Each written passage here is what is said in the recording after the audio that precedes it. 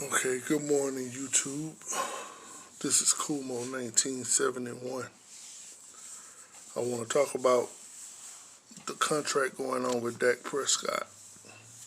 First of all, let's put things in context because you won't get things in context via ESPN or Fox Sports or any sports network. First of all, Dak Prescott was not the weapons, let me put it like this, the weapons that Dak Prescott is surrounded with, except for Amari Cooper and Michael Gallup, those people were put in place for Tony Romo. The offensive line, the running back, they were put in place for Tony Romo. And Dak Prescott was just a victim. I won't say a victim of circumstance, but the circumstances that went on, he just happened to be put in place. As for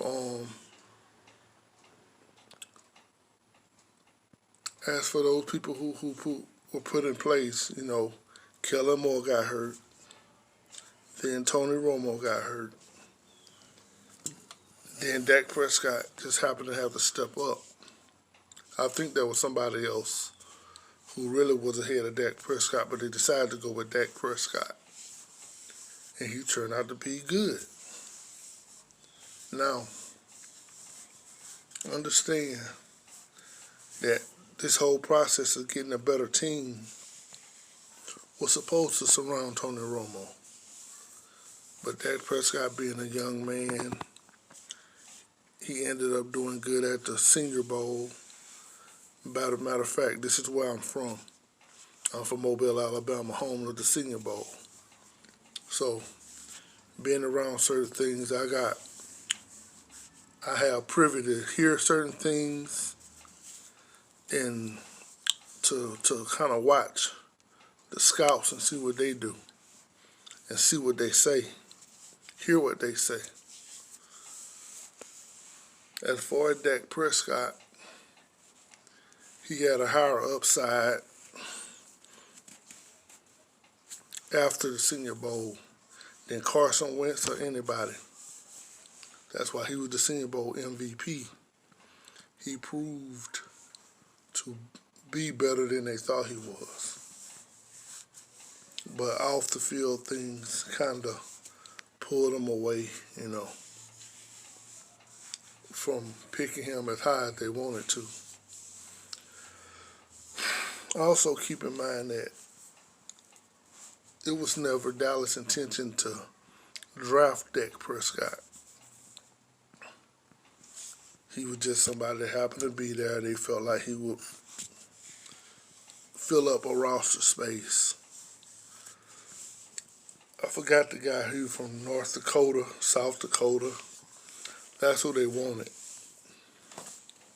But they ended up with Dak Prescott. Now,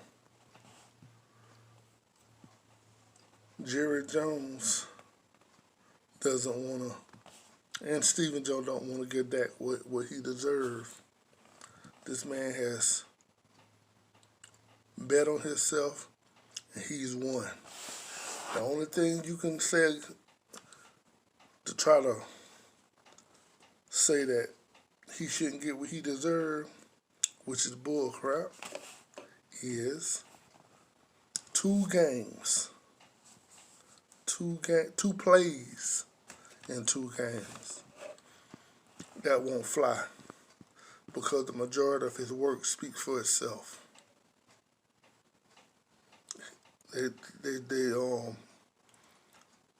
The media take things out of context because they're pro him not getting paid. I want him to get paid. Dak is a good player. He should get paid. The man has $50 million in endorsements alone off the field. So he's not hurting for money. He's not hurting for money. All he wants is a shorter contract. Give that man a shorter contract. That's all he's asking for. Give him his money, shorten the deal, and let's get to work.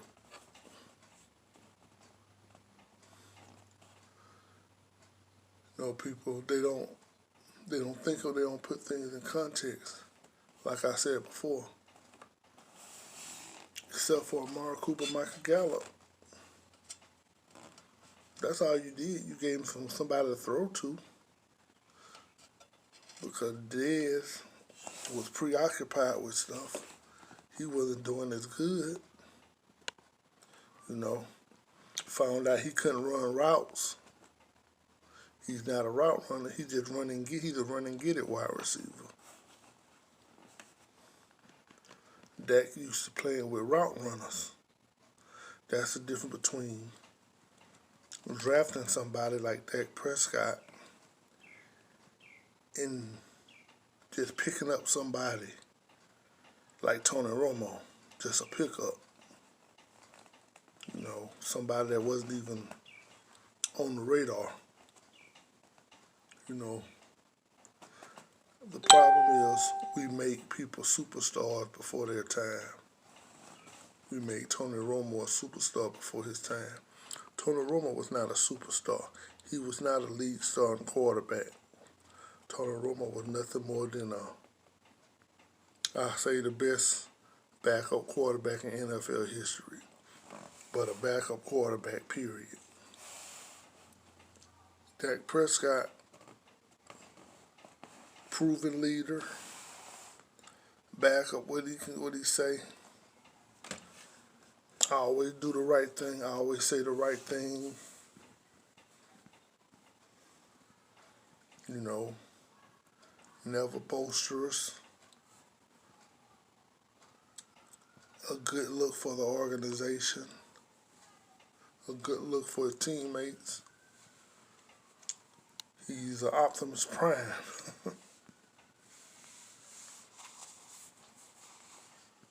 He shows by example. Give Dak Prescott his money. Give that man his money. He deserves it. Y'all hit the button, subscribe button, hit the like button. And this is my first ever stream. This is my first ever YouTube video.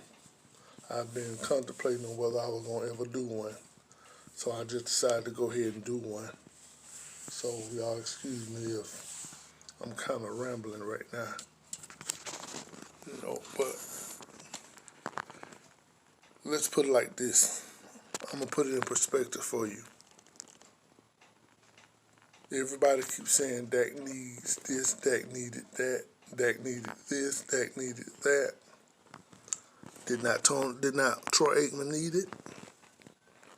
He had a Hall of Fame caliber wide receiver, Hall of Fame caliber offensive line, Hall of Fame caliber tight end, a Hall of Fame caliber running back,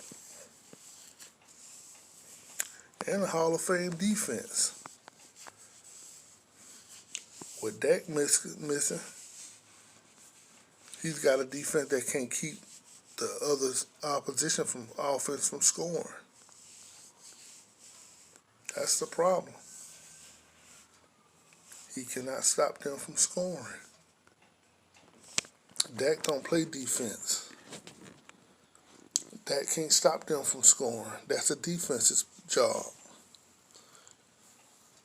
Dak was surrounded by an incompetent coaching staff. It's clearly across the board. I kind of like Kellen Moore, but he shouldn't be offensive coordinator. He don't have enough experience. They should have got a quality offensive coordinator. You could have gave somebody like Norv Turner, gave him a chance. But Jerry burned too many bridges. You know, they didn't do what they should do. You know, they didn't get him surround Dak with a quality coaching staff. You see the difference between Dak and Troy Aikman? They both have a top-notch offense surrounding them, but the clear difference is coaching.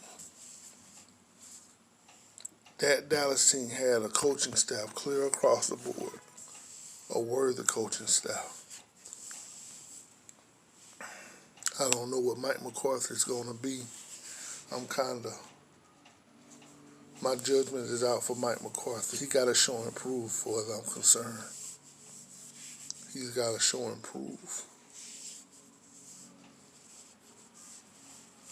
But that's what people fail to realize. We wasted so many years dealing with Jason Garrett. I think we probably should have kept Chris Richard. They made Chris Richard outside of his character when he coached in Dallas. Chris Richard is an up-in-your-face, you get this done or you get on that sideline type of coach. Jason Garrett, too soft. He wouldn't let him do that. So you ended up with a soft secondary. Yep. But that's all I'm going to have to say for right now. I'm going to try to post this to YouTube. By the way, like I say, they call me Kumo 1971. And I probably won't just do sports, but this is what I wanted to start off with, because my man Dak getting a lot of flack that he shouldn't be getting. Y'all give that man a chance. He's been surrounded with morons and a prima donna for a team owner / general manager. It's not that kid's fault. He's doing what he can. He's trying to say what he shouldn't say. He's doing all the right things, and they're using that against him. Jerry Jones, pay that young man. Give that young man that money. Shorten the deal. Dak is a businessman. Dak is business-minded. Dak is business-minded. He's not some dumb young jock. He has his future planned. Work with him.